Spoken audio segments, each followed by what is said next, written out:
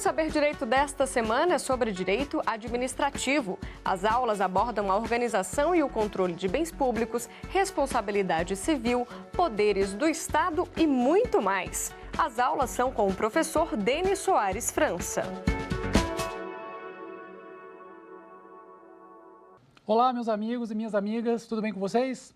Eu sou Denis França, professor de Direito Administrativo e advogado da União. E no nosso curso estamos discutindo aqui algo como a jurisprudência vinculante no direito administrativo.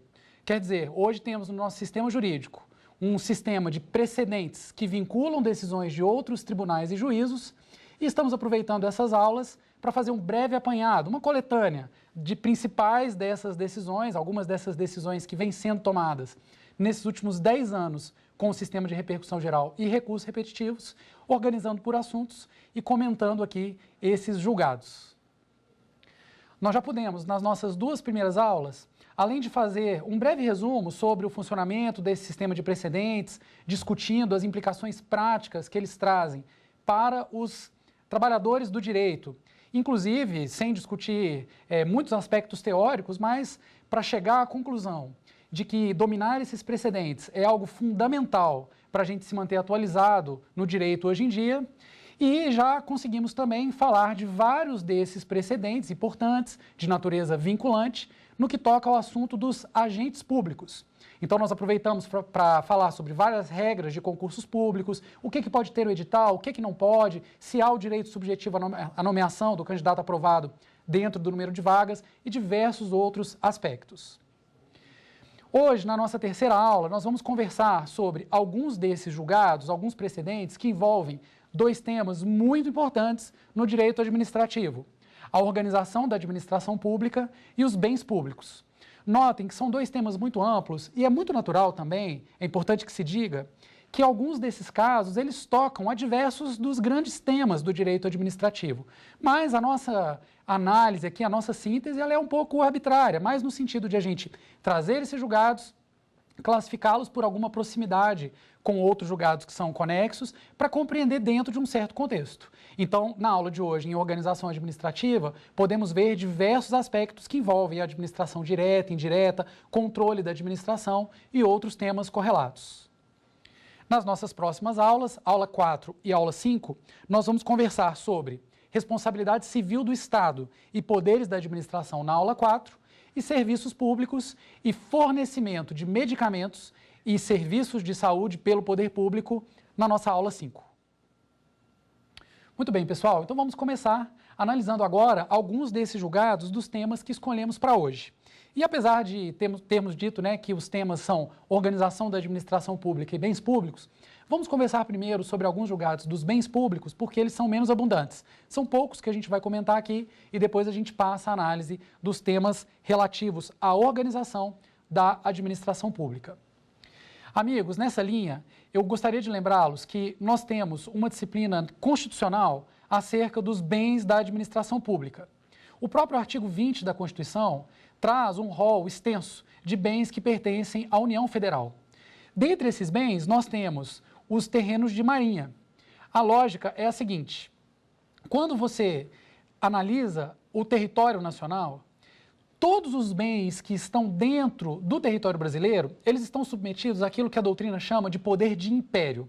Ou seja, o poder público brasileiro, por decorrência das regras constitucionais que consolidam a República Federativa do Brasil, ele tem diversas prerrogativas sobre os bens como um todo.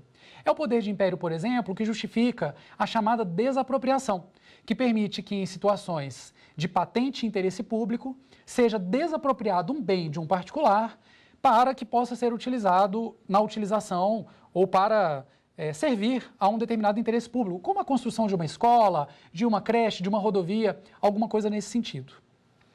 Mas além desse poder de império, que é algo bem genérico e afeta todos os bens que estão no território nacional, nós temos os bens em espécie que pertencem ao poder público. E um deles é justamente esse que eu comentava, os bens de marinha. Então nós temos duas categorias de bens bem interessantes: as ilhas marítimas e os terrenos de marinha, que são aqueles que estão a 33 metros para dentro do continente, contados lá, de acordo com a linha pré-mar, tem toda uma definição de cartografia para que seja feita essa contagem, mas esses bens, eles são da União. Então, talvez você conheça alguém que mora na praia, né, muito próximo da praia, ou já tenha passado em algum lugar e visto algumas residências, propriedades privadas, um restaurante, alguma coisa assim, muito próximo à praia. Na realidade, o domínio, a propriedade daquele bem, ela não está totalmente consolidada nas mãos de apenas uma entidade ou uma pessoa. Porque a propriedade do solo é da União, mas isso não impede que o particular possa ter o domínio útil daquela determinada propriedade, né, um determinado pedaço do terreno, mas aquilo não é totalmente dele. É um regime diferente do que o regime de uma propriedade privada normal.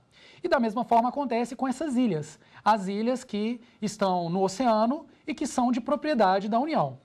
Agora, acontece que isso faz com que surjam uma série de celeumas, e uma delas é muito interessante. Imaginem vocês que há municípios aqui no nosso Brasil cujo território está totalmente consolidado, totalmente localizado dentro de uma ilha oceânica. E se o terreno ali é todo da União, na verdade, todo mundo que mora lá tem algumas obrigações em relação à União, como, por exemplo, no sentido de pagar IPTU, alguma coisa nesse sentido, né? Ou melhor, não o IPTU, mas as taxas que são pagas, como a taxa de ocupação, que é uma taxa paga para a União, que é a verdadeira propriedade ali daquele imóvel. Meus amigos, uma emenda constitucional foi aprovada, que é a emenda constitucional 46 de 2005. O que essa emenda fez? Atendendo aos anseios, principalmente das populações de alguns desses municípios que estão situados em ilhas costeiras, reconheceu um regramento diferente para aquelas ilhas que são sede de municípios, retirando todo aquele domínio da União sobre essas ilhas. Tem dois exemplos muito clássicos aqui na nossa jurisprudência brasileira, que são duas capitais de estados, vejam só, cujas sedes estão em ilhas e que, por isso, toda a propriedade ali era da União. São os municípios de Vitória e o município de São Luís. Então, Vitória no Espírito Santo e São Luís no Maranhão. Pois bem, essa emenda veio atender aos anseios da população dessas cidades para modificar aquela regra geral, segundo a qual os terrenos, né, localizados nessas ilhas, por serem ilhas marítimas, pertenceriam totalmente à União. O problema é que isso não mudou a regra dos terrenos de marinha. Então, vamos situar bem aqui as duas questões. Uma é o município ilha oceânica, é da União. Mas aí veio uma emenda constitucional e disse que se for essa sede de município, não é. E a outra regra é, em todo o litoral brasileiro, todos os terrenos chamados de marinha, que são esses 33 metros para dentro do continente, contados da linha pré-mar média, também pertencem à União. Pois bem, chegamos ao ponto que eu queria para que pudéssemos comentar qual foi a tese firmada pelo STF no rito da repercussão geral para resolver um novo problema.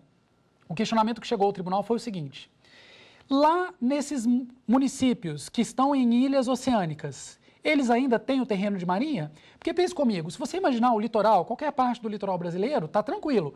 A ilha, o terreno de marinha é da União. Imagine lá na praia de Copacabana ou do Flamengo, porque tem o terreno de marinha, os acrescidos, como o aterro do Flamengo. É propriedade da União. Ok, a pessoa que quiser ocupar ali, ela vai ter que entrar em relação com a União, pagar a taxa de ocupação periodicamente, eventualmente, no caso de negociar a parte que ela detém da propriedade, vai ter que pagar o laudêmio. Tranquilo. Mas e aí? Será que lá nesses municípios, cujas ilhas oceânicas foram afastadas do domínio da União, deixou de existir o terreno de marinha?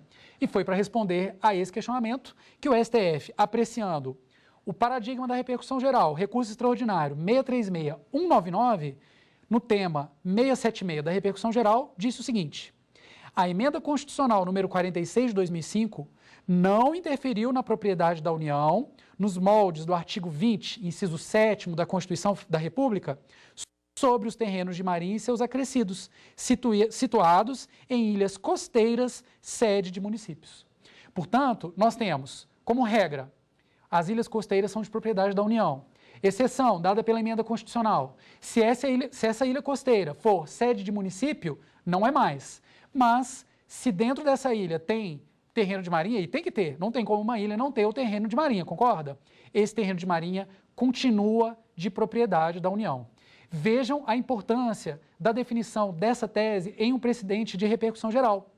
Como ele assume esse aspecto vinculante, várias ações judiciais de proprietários, parciais de imóveis situados nessas localidades pleiteavam, muitos deles ajuizaram ações ou pleiteavam perante a administração pública algum tipo de tutela em relação ao direito que entendiam que poderiam possuir, e o Supremo pacificou a questão nessa linha que nós comentamos aqui.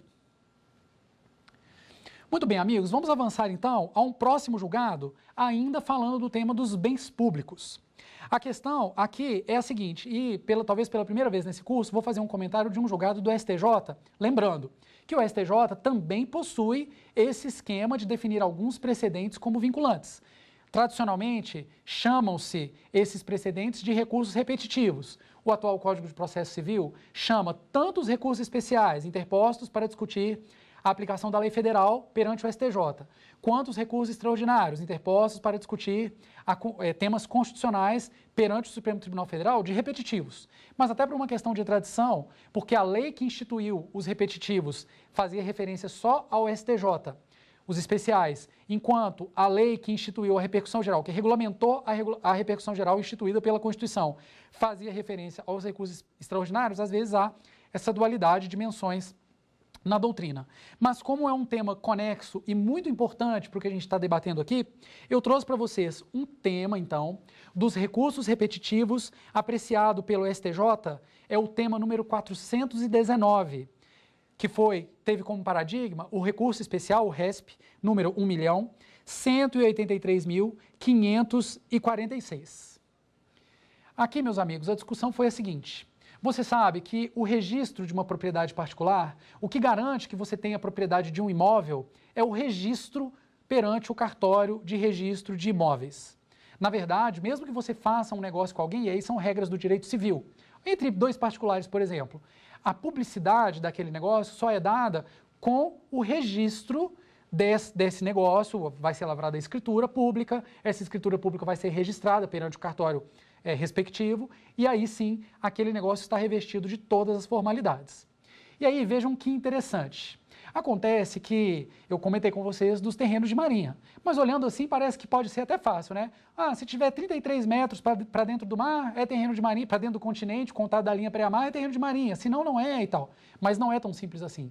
O mar, por exemplo, ele tem oscilações. Mesmo a linha mediana, ela pode modificar, tem os terrenos acrescidos, tem um monte de questões específicas.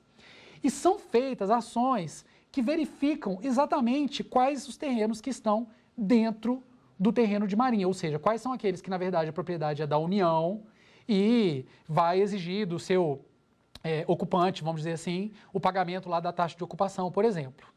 E aí, muitas vezes, quando são feitos esses procedimentos de demarcação, alguns particulares possuem registros. E aí eles viram lá para o procedimento e fazem a sua defesa. Olha, mas eu sou proprietário desse terreno, tanto é que eu tenho aqui uma escritura pública lavrada no cartório, dizendo que é meu. Não tem nada de propriedade da União aqui. Ou então, alguma coisa no sentido de uma ação judicial em que seja feita essa alegação. Está aqui a minha escritura pública. A União não pode querer dizer que aquele terreno é de marinha porque eu tenho uma escritura pública já dizendo que é uma propriedade particular e me pertence. Pois bem, ocorre que os registros públicos, por mais que eles causem uma presunção de veracidade, então, de fato, se está no registro público, nós temos ali que presumir que é verdadeiro, que aquelas informações são verdadeiras. Mas não é uma presunção absoluta. Não é uma presunção, como se diz em latim, iure e iure, quer dizer, não tem como você trazer uma prova em contrário. É uma presunção relativa. E analisando isso, o STJ firmou essa tese para esses exemplos aí dos proprietários de terrenos em marinha, para dizer o seguinte: os registros de propriedade particular de imóveis situados em terrenos de marinha não são oponíveis à União. Ou seja, essa presunção relativa causada pelos registros dos cartórios de registros de imóveis para dizer que um imóvel é de propriedade de alguém, não adianta trazer esse registro como um elemento de prova contra o procedimento demarcatório da União, porque eles não são oponíveis, isto é, eles não servem de prova absoluta e vão ser derrogados pelo procedimento demarcatório, que é feito pela Secretaria de Patrimônio da União e que ele sim vai definir o que está dentro do terreno de marinha ou não. Percebam que isso para os proprietários é um tema muito importante, porque às vezes a pessoa mora ali há muitos anos, herdou um imóvel que está bem na orla, né? Ali nesse terreno de marinha e nem sabia disso. Aí um dia a União chega para fazer a demarcação e a pessoa vai descobrir que aquele terreno é de marinha. Na verdade, ela não é proprietária como ela pensava, ela apenas tem o domínio útil que permite que ela utilize, que ela venda, que ela faça tudo que ela quiser praticamente. Mas a propriedade total mesmo, a propriedade do solo é da União.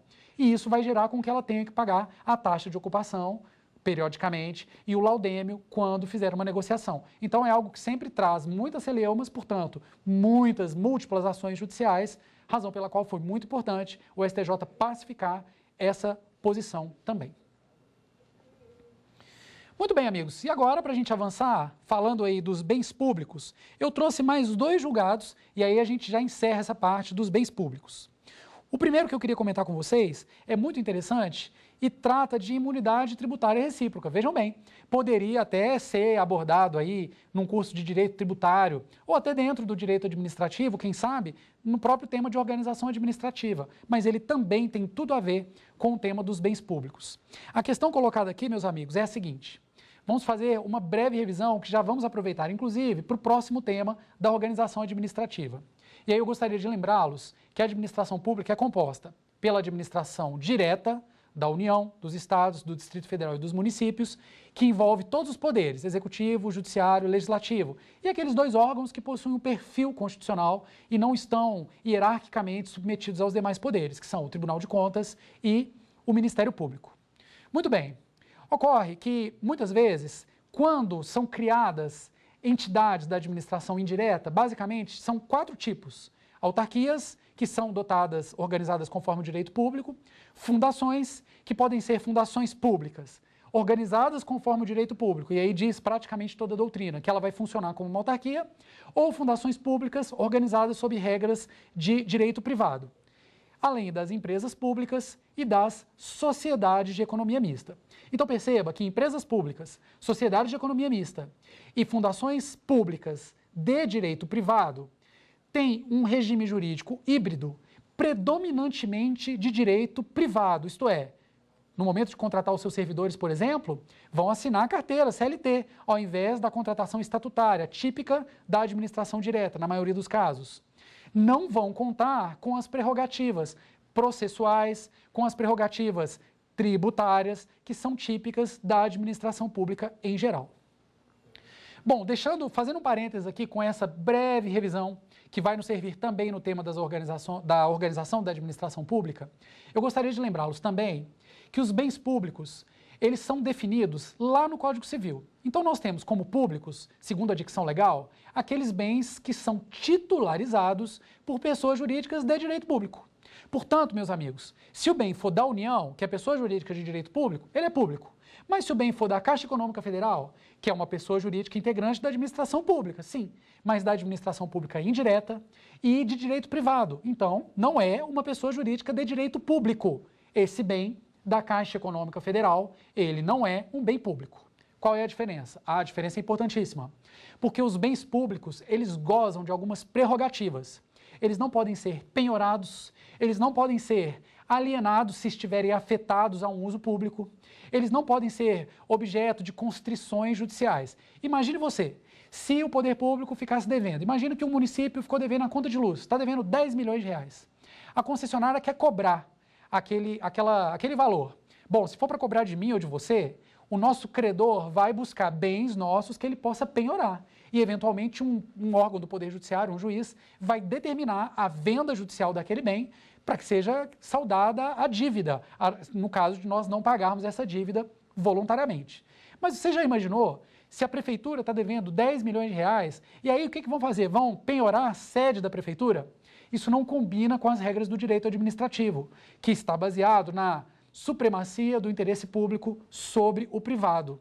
Então, existe um mecanismo próprio previsto no artigo 100 da Constituição para que o poder público pague as suas dívidas, que é o mecanismo do precatório. O precatório organiza as dívidas que o poder público tem que pagar, coloca eles numa ordem cronológica, com alguns temperamentos, e é assim que o poder público vai pagar. Portanto, os bens públicos não podem ser penhorados, não podem ser objeto de constrição. Apesar disso, para a gente concluir as ideias que vão nos permitir conhecer o que o STF definiu aqui, nós temos uma realidade muito interessante. Apesar de os bens que não são das pessoas jurídicas de direito público não serem bens públicos e, portanto, não estarem de cara gravados por essas prerrogativas, essas garantias, a jurisprudência é muito tranquila, ou seja, nós temos reiteradas decisões dos tribunais no seguinte sentido.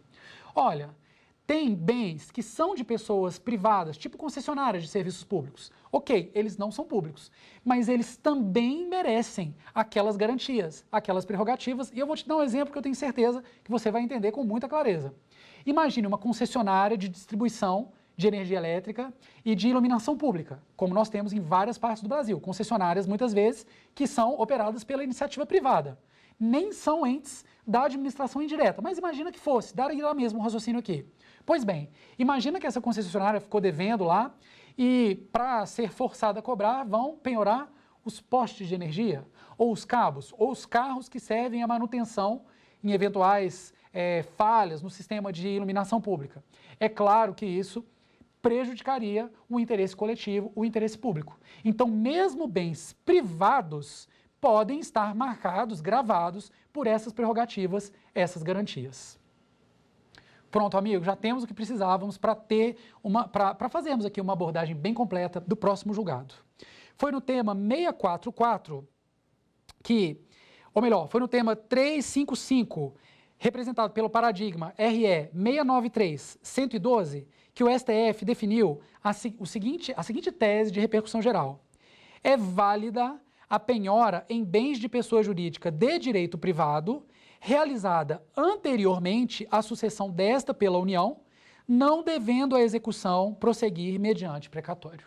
Para ficar mais claro, eu vou te contar uma outra história, principalmente de uma empresa pública que já não existe mais. É a antiga Rede Ferroviária Federal, que era uma sociedade de economia mista ou uma empresa pública, enfim, integrante da administração pública indireta na condição de uma empresa estatal, e que naquele tempo não se reconhecia aos seus bens nem a característica de públicos, porque afinal de contas é uma pessoa jurídica de direito privado, tampouco se reconhecia a esses bens o gravame das prerrogativas típicas do direito público, pelo menos para alguns bens não, para alguns sim.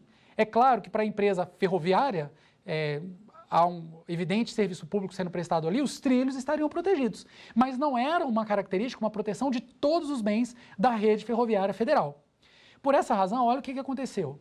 Havia várias execuções contra a rede ferroviária federal que haviam determinado a penhora, a constrição de alguns bens que, veja, não são bens públicos. É até um contrassenso em alguma medida. Nós estamos aqui conversando dos bens públicos e a discussão chegou ao STF justamente porque tentou se emplacar a tese de que ali se tratava de bens públicos, mas a ideia é de que não.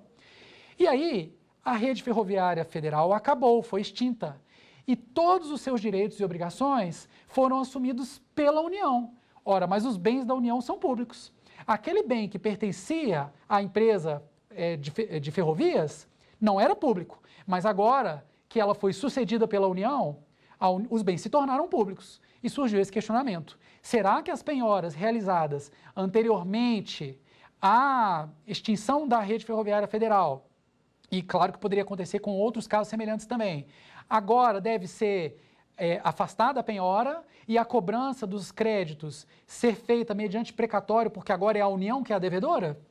E foi essa a conclusão, como eu já li para vocês, vou ler de novo, que agora eu tenho certeza vai ficar mais claro. É válida a penhora em bens de pessoa jurídica de direito privado, realizada anteriormente à sucessão pela União, pela União, não devendo a execução prosseguir mediante precatório. Portanto, para a gente concluir, não, esses bens não eram públicos, ok, esses bens agora são públicos, mas se a penhora já havia sido realizada antes dessa sucessão, não vai ser desfeita essa penhora para seguir a cobrança em precatório, encerra-se ali, fica do jeito que está e vai seguir com a penhora daquele bem até que o crédito do credor seja satisfeito por meio da alienação daqueles bens. Muito bem, meus amigos, e agora para a gente fechar esses julgados reunidos aqui em torno dos bens públicos, eu trouxe mais um tema, que é o tema o tema 644, paradigma, recurso extraordinário 773.992. Na verdade, esse aqui, eu até havia comentado, né, da imunidade tributária recíproca, mas falei primeiro desse da sucessão da rede ferroviária, e agora que exatamente, mais precisamente, vamos comentar esse tema da imunidade tributária recíproca. Olha o que ficou definido pelo STF, eu vou ler a tese com vocês e depois a gente passa aos comentários. A imunidade tributária recíproca, reconhecida à Empresa Brasileira de Correios e Telégrafos, ST, alcança o IPTU, incidente sobre imóveis de sua propriedade e por ela utilizados, não se podendo estabelecer a priori nenhuma distinção entre os imóveis afetados ao serviço postal e aqueles afetados à atividade econômica.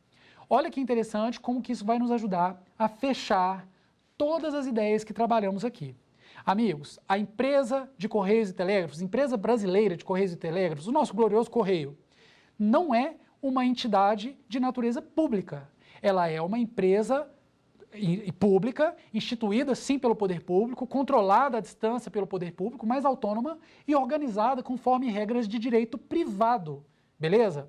Então acompanhem comigo, os seus bens são bens públicos? Não, não são bens públicos, porque segundo a dicção do Código Civil, públicos são os bens pertencentes às pessoas jurídicas de direito público.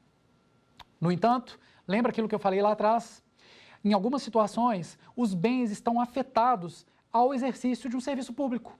E por essa razão, mesmo eles não sendo reconhecidos como bens públicos, nós vamos emprestar características dos bens públicos para esses bens, o que passa a protegê-los de alguma maneira, por exemplo, contra as penhoras. E uma outra proteção que pode existir é justamente essa, que tem tudo a ver com direito tributário, é de direito tributário, mas que vai repercutir para a gente aqui por causa da natureza desse bem. Ele não é um bem público, mas recebe as prerrogativas, o que permite, por exemplo, a extensão da imunidade tributária recíproca. Apenas relembrando que imunidade tributária recíproca é prevista na Constituição como uma regra, um princípio, que proíbe que os entes públicos cobrem impostos uns dos outros. Isso é muito importante porque fomenta a atividade da administração pública. Você já pensou se em Brasília, por exemplo, o ministério que presta um determinado serviço, ele tivesse que pagar o imposto sobre circulação de mercadorias e serviços ao Distrito Federal? Ou se todos os imóveis públicos dos estados tivessem que pagar IPTU? Isso geraria o Estado, o poder público, pagando impostos para si mesmo. Para si mesmo, é uma coisa que seria totalmente desarmônica no nosso sistema. Então nós temos a previsão da imunidade tributária recíproca. E aí vem a dúvida, os Correios têm que pagar IPTU? Veja, porque os bens não são públicos, então eles não estão albergados pela regra da imunidade tributária recíproca. Tudo bem, a realidade é que as cortes têm dado uma interpretação extensiva para dizer que quando se trata de atividades voltadas ao desenvolvimento de um serviço público, e veja, quando não se trata de uma atividade econômica, porque se for uma atividade em que há concorrência, eu vou dar um exemplo para vocês, a Caixa Econômica Federal é uma empresa pública e concorre com os demais bancos privados.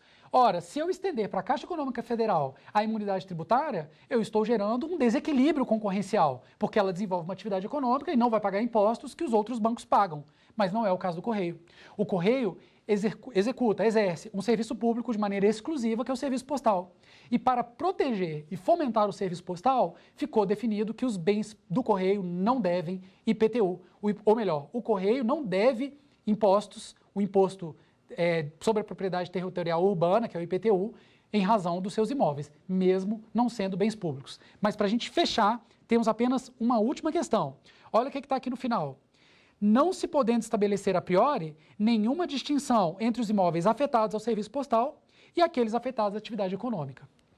Meus amigos, o Correio é um caso peculiar e especialíssimo na nossa jurisprudência, porque o Correio, na realidade, ele é híbrido nas suas atividades. Ao mesmo tempo que ele exerce o serviço postal, que é um bem público exclusivo da União, ele também exerce atividades econômicas em que há concorrência. Quando ele entrega encomendas, a encomenda não é exclusiva do Correio. Há outras empresas que entregam, e aí essas empresas questionaram. Bom, mas se der a imunidade para o Correio, ele está sendo beneficiado no serviço postal? Tudo bem, isso eu não posso fazer, mas ele está sendo beneficiado nos outros serviços também. Mas a jurisprudência tem se inclinado de maneira muito tranquila, nesse sentido que nós vimos aqui. não dá para fazer uma distinção se o bem do correio é ou não utilizado numa ou noutra atividade. E, afinal de contas, quando você estende essa imunidade, você está facilitando para que o correio tenha recursos para desenvolver a sua atividade precípua. Então, o entendimento dos tribunais, em reiterados casos, porque eu estou comentando com vocês aqui um que tem a ver de bens públicos, mas tem outros sobre, por exemplo, a utilização de precatórios ou outras regras processuais da Fazenda Pública, como o prazo em dobro para as manifestações judiciais, e a tendência da jurisprudência é muito tranquila, no seguinte sentido: não importa tanto a distinção se aquela empresa estatal é uma sociedade de economia mista ou uma empresa pública, mas importa sim qual é a atividade dessa empresa estatal. Quando se tratar de uma atividade de um serviço público fora do regime concorrencial, a tendência, muito cuidado com isso, mas a tendência da jurisprudência é de estender as prerrogativas da administração pública para essas empresas estatais. Ao passo que, quando se tratar de uma empresa estatal que atua na atividade econômica, seja uma empresa pública, seja uma sociedade de economia mista, a tendência é que essas prerrogativas tributárias, processuais, materiais, não sejam estendidas para as empresas da administração pública indireta, portanto, as empresas estatais.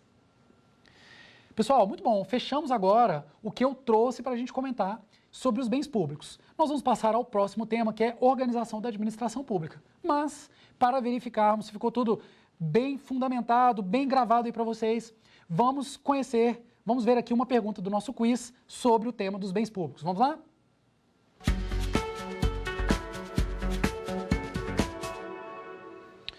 Muito bem, a pergunta é a seguinte: por que algumas pessoas que possuem imóveis muito próximos a praias pagam a chamada taxa de ocupação?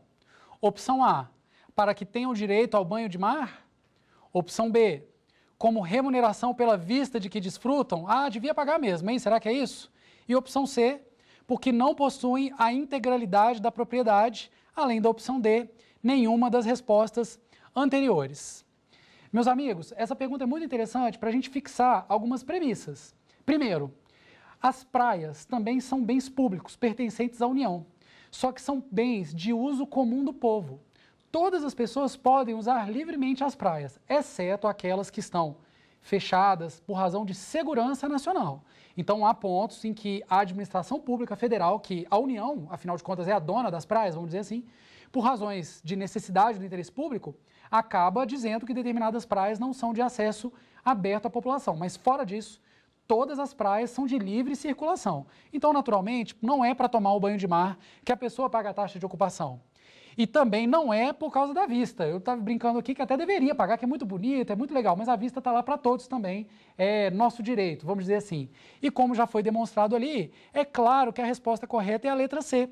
Essas pessoas não possuem a integralidade da propriedade. Na verdade, elas são apenas, vamos dizer assim, a propriedade é da União e a elas compete o usufruto daquela propriedade por causa de um instituto, até de direito privado, que é aproveitado aqui no direito público. E isso faz com que seja necessário o pagamento, que nós já comentamos, da taxa de ocupação, uma remuneração periódica, como se fosse uma espécie de aluguel, uma remuneração periódica paga à União pelas pessoas que moram nos terrenos de marinha. Meus amigos, fechamos então os comentários sobre os bens públicos e vamos passar agora sobre um tema que tem muitos aspectos interessantes para a gente conversar, que é a organização, vai ficar melhor assim, da administração pública. Vejam que aqui dentro, eu já havia comentado isso, mas acho importante lembrar, sendo possível, vamos falar um pouquinho também de algumas coisas de controle da administração, porque afinal de contas, a administração pública está aí com qual objetivo? Por que a administração pública existe? Amigos, as escolhas políticas são feitas pela população por meio dos seus representantes, sejam eles eleitos, sejam eles concursados, como é o caso dos magistrados, dos membros do Ministério Público, de todos os outros órgãos, e a população também pode exercer a sua vontade, a vontade política. O que eu quero como cidadão para a nossa sociedade? Por meio de outros procedimentos, como a iniciativa de projetos de lei, plebiscitos, referendos. Agora, a realidade é que a administração pública, ela existe para concretizar esses interesses públicos, que são definidos por meio da lei. Nós podemos falar em conceitos, sentidos da administração pública, mas o meu objetivo aqui não é descer em muitas minúcias técnicas de fazer uma grande revisão. Eu quero apenas que você se recorde que a administração pública deve se curvar à lei e, portanto, ao princípio da legalidade, caríssimo para o direito administrativo, e também a princípios como a supremacia do interesse público sobre o privado, que nós já comentamos na aula de hoje. Mas nessa lógica de domínio dos princípios, ou seja, nós temos diversos regramentos que derivam de conceitos abertos, principiológicos, que devem ser traduzidos de maneira concreta na administração pública para que seja respeitado o interesse público. Um tema muito interessante veio ao lume nas discussões aí nos tribunais há cerca de 10 anos ou mais. E a questão é mais ou menos a seguinte: nós sabemos que as regras do concurso público são essenciais para garantir isonomia no acesso aos cargos públicos. Ótimo, tranquilo, sem problema. Mas isso vale para os cargos públicos efetivos. Nós temos uma quantidade de cargos públicos no âmbito da administração pública que são cargos de livre nomeação e exoneração. Alguns chamam, com a expressão em latim, ad nutum. Eles não precisam de uma fundamentação para você nomear alguém ou exonerar alguém desse cargo. Acontece que esses cargos existem, segundo a Constituição Federal, para o desempenho de atividades de chefia, de assessoramento e de direção. Então, os cargos são criados por lei e permitem que sejam empossados, ou melhor, sejam nomeados determinados servidores que não têm vínculo com a administração, porque é importante que eles sejam dotados de uma relação de confiança com o administrador público sob o qual ele vai ficar vinculado, vamos dizer assim. Pois bem, o problema é que algumas pessoas nomearam para esses cargos públicos parentes e isso não soou muito bem para alguns. Será que um servidor público que exerce uma função de comando em determinada instituição poderia nomear sua própria esposa para um cargo que é de livre nomeação e exoneração? Ou será que isso seria vedado pelo nosso ordenamento jurídico? Essa discussão veio à tona de maneira muito relevante quando o CNJ editou uma resolução dificultando essa prática que é considerada, popularmente chamada de nepotismo, né? É aquela ideia de você nomear um parente para um cargo público. E houve alguns questionamentos. Será que o CNJ poderia fazer isso? Começaram a surgir algumas outras leis também proibindo o nepotismo no âmbito da administração pública federal. Vejam que interessante. Por causa dessa necessidade de coibir uma prática que muitos entendem que é incompatível com o princípio da moralidade e com o princípio da impessoalidade, o STF editou uma súmula vinculante, que é a súmula vinculante número 13, por meio da qual ele definiu ali algumas regrinhas que vedam a nomeação de parentes em determinadas circunstâncias para esses cargos em comissão. Mas isso não foi tudo. Houve alguns outros questionamentos e um deles era justamente esse. Será que pode se extrair a regra da vedação ao nepotismo da própria Constituição Federal, porque ela não veda expressamente, mas há alguns princípios ali. Será que eu poderia, me baseando no princípio da impessoalidade e da moralidade, dizer que o nepotismo é proibido? Ou seria necessária a edição de uma lei em sentido formal fazendo essa proibição? Vejam que o fundamento da moralidade e da impessoalidade é mais ou menos o seguinte: para algumas pessoas, se um responsável pela nomeação contratar alguém por causa do vínculo de parentesco, isso feriu a impessoalidade. Me parece que é o entendimento mais correto mesmo. E também o princípio da moralidade. E é por isso que o STF, apreciando o tema 66 da sua repercussão geral, como paradigma, o recurso extraordinário 579-951 firmou a seguinte tese: a vedação ao nepotismo não exige a edição de lei formal para coibir a prática, dado que essa proibição decorre diretamente dos princípios contidos no artigo 37, caput da Constituição Federal.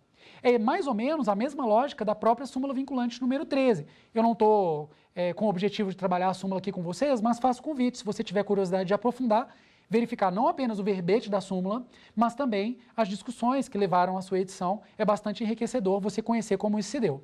Agora, o fato é que o nepotismo é uma prática vedada pelo nosso ordenamento jurídico e independe essa vedação da existência de leis em sentido formal, quer dizer, aquela lei aprovada com nomezinho de lei, aquela coisa toda, para que seja proibida essa prática. Não é necessário que exista essa lei, porque essa proibição, segundo o STF, decorre da própria Constituição Federal.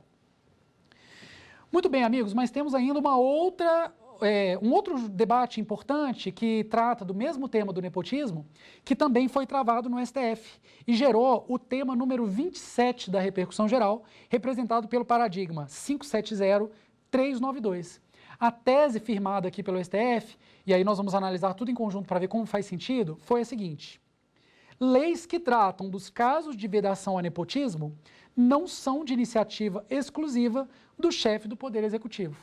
Então vejam, por um lado, o Supremo disse que não é necessária a existência de uma lei em sentido formal para vedar o nepotismo, porque ele mesmo, o STF, disse que da súmula, e expressou isso na súmula vinculante 37, que dos princípios constitucionais já emerge essa regra da proibição ao nepotismo.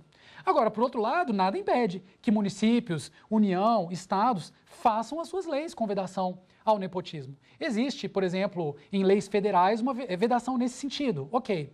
A questão que se colocou aqui é um pouco diferente, porque nós sabemos que quando o assunto da lei é a organização da administração pública, seja de um município, de um estado, do Distrito Federal ou da União, a iniciativa dessa lei, segundo regras constitucionais, é privativa do chefe do Poder Executivo. Ou seja, vamos supor uma lei que vai definir regras sobre uma licença.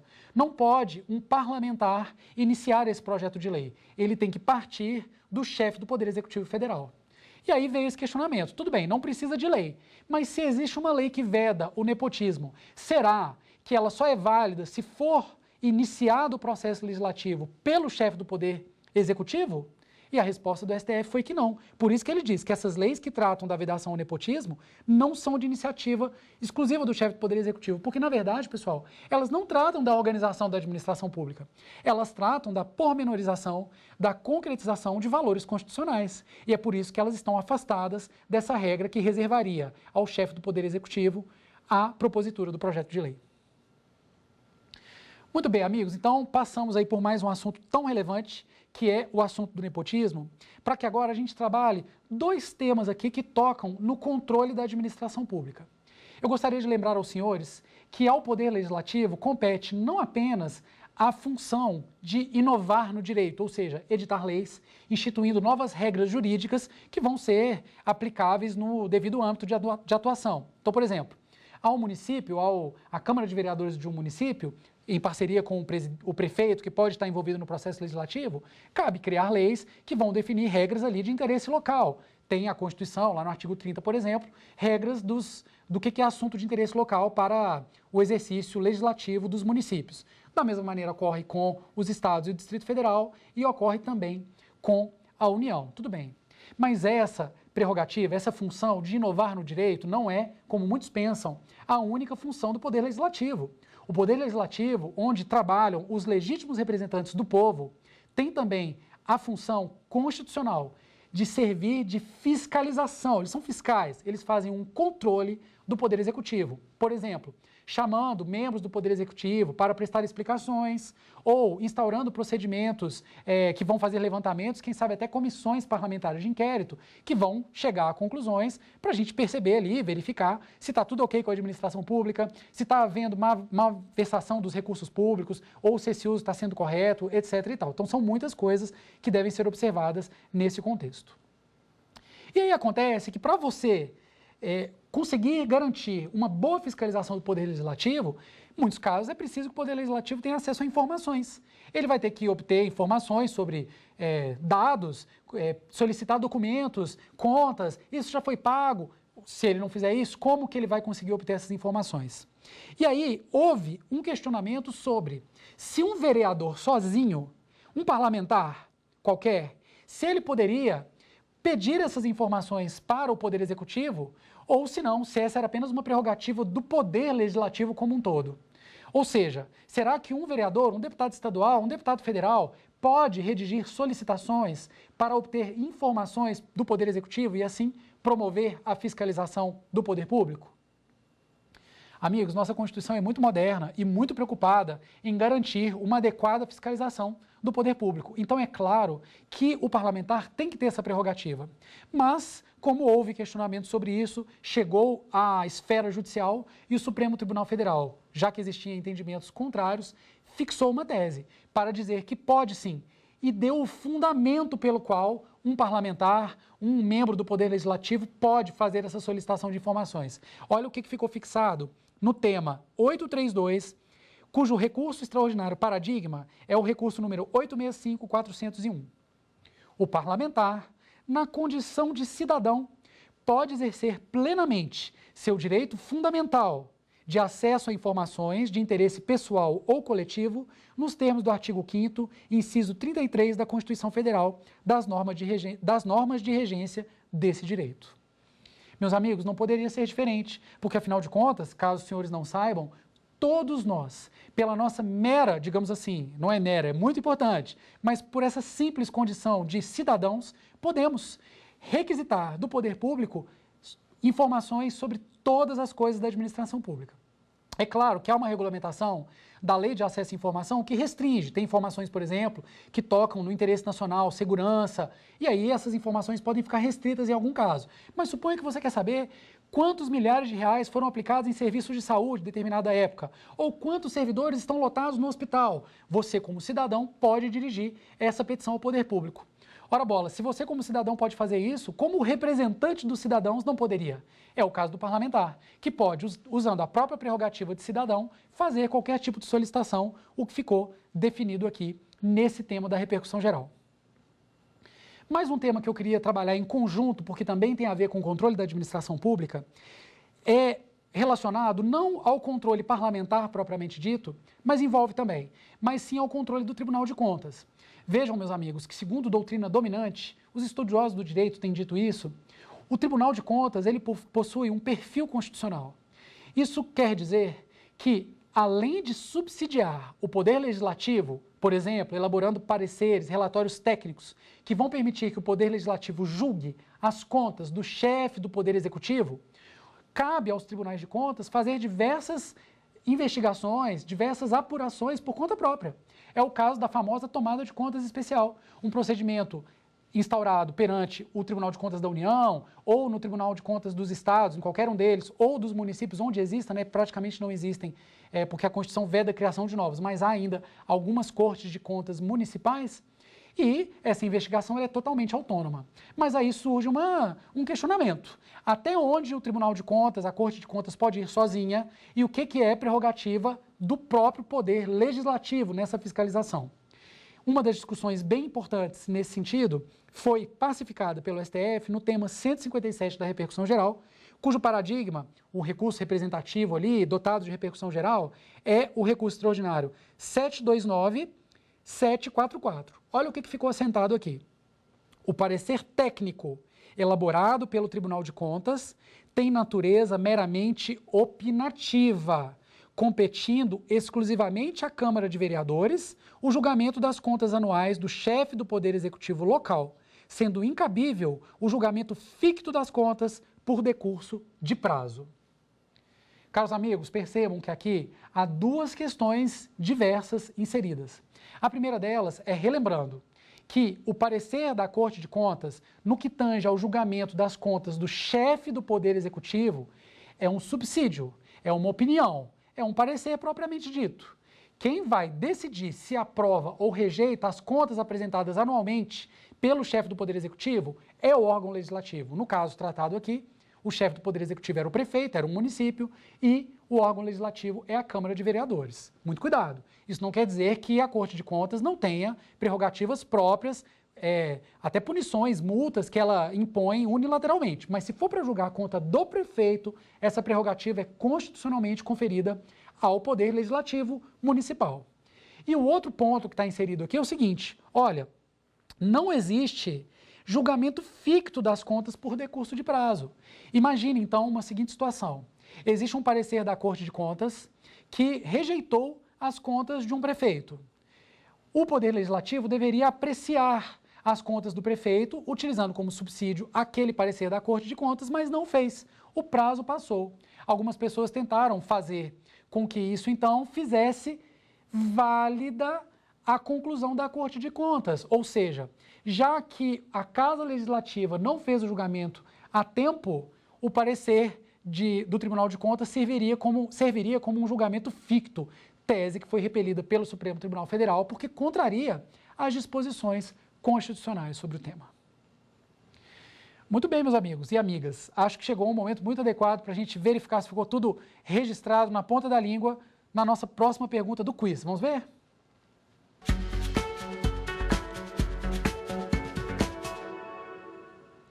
Um vereador pode solicitar diretamente ao prefeito documentos e informações sobre a gestão municipal? Opção A, não, pois só pode agir por meio da mesa da Câmara de Vereadores. Opção B, sim, mas só se a petição for avalizada pelo presidente da Câmara Municipal. Opção C, sim, diretamente na condição de cidadão. E opção D, nenhuma das respostas anteriores estaria certa. Meus amigos, a alternativa A, nós temos que descartar porque, como nós vimos, ela não representa a realidade constitucional. Não é preciso que o vereador tenha... ele não é proibido de agir por conta própria e tem que passar pela mesa da Câmara de Vereadores. Da mesma maneira, a gente descarta a opção B, porque não tem nenhum regramento. Veja, não há uma subordinação hierárquica entre um vereador e o presidente da Câmara Municipal, que obrigue o vereador a ter a anuência, o aval, digamos assim, no sentido não muito técnico do direito civil, mas aquele avalizamento, né, do presidente da Câmara de Vereadores, para que pudesse solicitar aquelas informações. Portanto, a alternativa correta fica a letra C, porque ele, na condição de cidadão, pode solicitar todas as informações que entender adequadas para o exercício da sua função constitucional de fiscalizar o Poder Executivo. Muito bem, pessoal, então passamos por esses julgados, nos quais tratamos de temas relacionados ao controle da administração pública, e vamos passar aqui a mais alguns entendimentos interessantes sobre organização da administração pública. O primeiro deles, pessoal, é muito interessante, porque ele toca a um tema caríssimo para a organização da administração pública. Sabe qual é o tema? É a separação de poderes. Como nós sabemos, os poderes executivo, legislativo e judiciário, eles são, conforme a dicção constitucional, independentes e harmônicos entre si. Cada um tem as suas prerrogativas. Sabe aquela ideia de cada macaco no seu galho? Lá desde as lições de Montesquieu, que falou da separação de poderes no século XVIII, avançando por todo o desenvolvimento teórico que isso alcançou, principalmente nos Estados Unidos, ao longo do século XIX, com o estabelecimento dos mecanismos de freios e contrapesos, nós temos regras constitucionalmente definidas para quê? Cada poder cuide das suas atribuições. Então, é o Poder Executivo que vai, por exemplo, implementar as políticas públicas. Quem é que vai colocar leitos nos hospitais e fornecer medicamentos? É o Poder Executivo. Quem é que vai manter o estabelecimento prisional? É o Poder Executivo. Mas nós sabemos que muitas vezes as atribuições não acontecem tudo da maneira ideal. Aliás, se vocês me permitem, eu vou fazer uma digressão muito breve sobre uma questão muito importante. A Constituição, às vezes, nos dá uma certa ansiedade. Nós olhamos para a Constituição e falamos assim, poxa, mas o mundo que eu conheço não é como a Constituição. Mas é isso mesmo. Se nós vivêssemos no mundo exatamente como a Constituição preconiza, não precisaríamos de uma Constituição. Nós temos na Constituição uma carta de regras e de intenções, um roteiro para a nossa sociedade se transformar um dia naquela que está espelhada na Constituição. O fato é que os recursos financeiros são limitados e nós não vamos conseguir implementar de uma só vez tudo que é previsto na Constituição, por exemplo, em termos de direitos sociais. E é por essa razão que muitas vezes o Poder Judiciário é chamado a dizer se uma determinada omissão do Poder Executivo é ou não inconstitucional. Imagine, o Poder Executivo não está prestando um determinado serviço público que a ele compete. Será que o Poder Judiciário pode tomar medidas cogentes, decisões judiciais que obriguem o Poder Executivo a chegar em determinada conclusão ou efetivar determinada política pública? Em geral, há um certo receio com isso e o Poder Executivo vai dizer que não, porque ofenderia a separação de poderes. Ele vai dizer, olha, eu estou fazendo o melhor que eu posso com os recursos que eu tenho. Se eu for compelido a chegar a alguma conclusão, isso vai acabar ferindo a separação de poderes. Muito bem, amigos, mas por mais importante que seja a separação de poderes, e é claro que ela não pode servir de escape para o adequado cumprimento daquilo que deve ser cumprido no âmbito da administração pública. E foi isso que se discutiu no tema 220 da repercussão geral do STF, cujo paradigma é o recurso extraordinário 592-581. A questão trazida ali à tona era mais ou menos a seguinte: nós sabemos que vivemos hoje no Brasil um verdadeiro drama em relação à qualidade dos estabelecimentos prisionais. A regra, meus amigos, é a liberdade. Em algumas situações excepcionais, É possível que seja cerceada a liberdade de alguns cidadãos porque cometeram crimes, mas isso não faz com que nós possamos tirar deles a própria dignidade, construída com tanto suor em tantos séculos, para que nós respeitemos uns aos outros como homens, como cidadãos. Por essa razão, quando o Estado retira um sujeito de circulação e coloca dentro de um estabelecimento prisional, será que aquele estabelecimento prisional tem que oferecer condições adequadas até para sua eventual ressocialização? Ou pode ser de qualquer jeito? O fato é que são muitos presos, a população carcerária brasileira é enorme e é pouco recurso, pouco dinheiro para bancar isso tudo. E aí muitas ações judiciais foram ajuizadas pelo Ministério Público ou por outras entidades e pessoas reclamando o oferecimento de condições adequadas nos estabelecimentos prisionais. Mas será que o Poder Judiciário, mesmo com a separação de poderes, pode dar uma decisão obrigando o Poder Público a alguma coisa nesse sentido? Vamos ver então qual foi a tese firmada pelo STF nessa discussão, que eu já comentei os números com vocês, ficou mais ou menos assim. É lícito ao Judiciário impor à administração pública obrigação de fazer, consistente na promoção de medidas ou na execução de obras emergenciais em estabelecimentos prisionais, para dar efetividade ao postulado da dignidade da pessoa humana e assegurar aos detentos o respeito à sua integridade física e moral nos termos do que preceitua o artigo 5º, inciso 49 da Constituição Federal, não sendo oponível à decisão o argumento da reserva do possível, nem o princípio da separação dos poderes. Eu espero que vocês tenham gostado e encontro com vocês na nossa 4ª aula. Um abraço e até lá!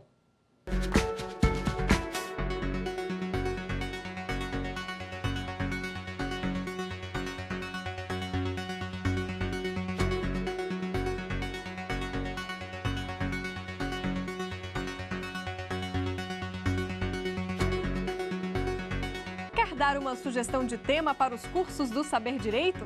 É só mandar um e-mail para a gente, saberdireito@stf.jus.br. Ou então, entre em contato pelo nosso WhatsApp. O número é este que aparece na sua tela. Você também pode estudar pela internet. Acesse tvjustiça.jus.br. Reveja ainda as aulas no nosso canal do YouTube, TV Justiça Oficial.